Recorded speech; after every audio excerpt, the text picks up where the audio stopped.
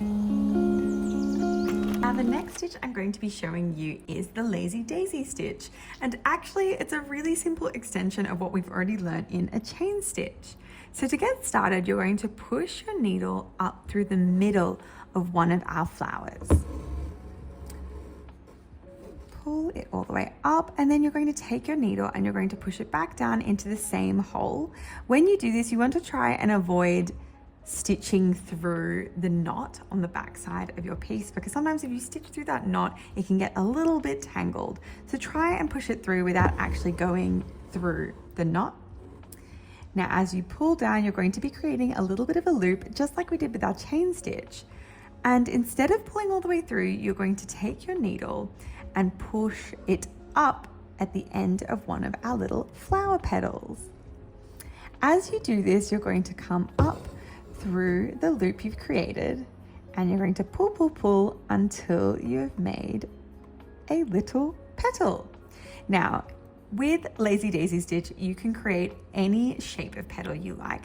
You can pull it really tight to create a nice long and skinny petal, but if you want to loosen up your petal, you can create a rounded, wide shape as well.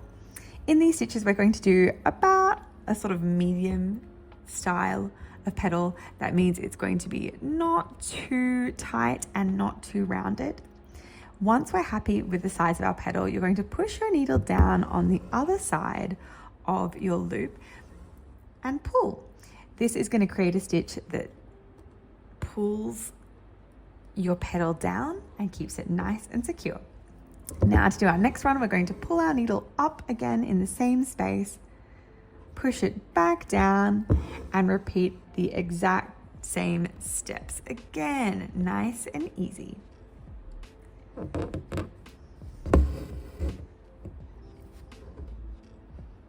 If you've pulled too tight like this, it's super easy to loosen up your stitch. Just take your needle and give it a bit of adjustment. When you're happy, you'll push your needle through to tag it down and keep it secure. Now you're going to repeat this step for every single petal around your edges. And technically a Lazy Daisy stitch is actually the name of the single stitch, so one petal. And what I love about it is that it's super, super versatile. Of course, the most obvious use is to make little daisies. However, you can use it for a whole range of stitches. So you can use it to make the leaves.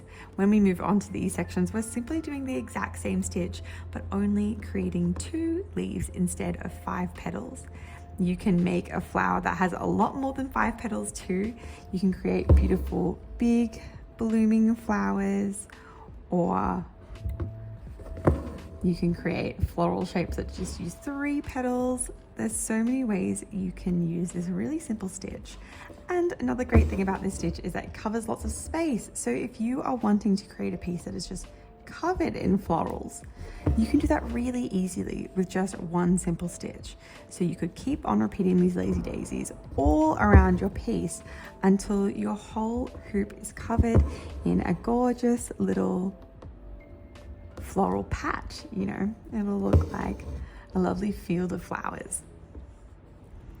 Now I'm almost done tagging down my very last flower petal. And there you go. Now I'm going to go ahead and repeat this exact same stitch with my yellow thread and then my dark purple thread.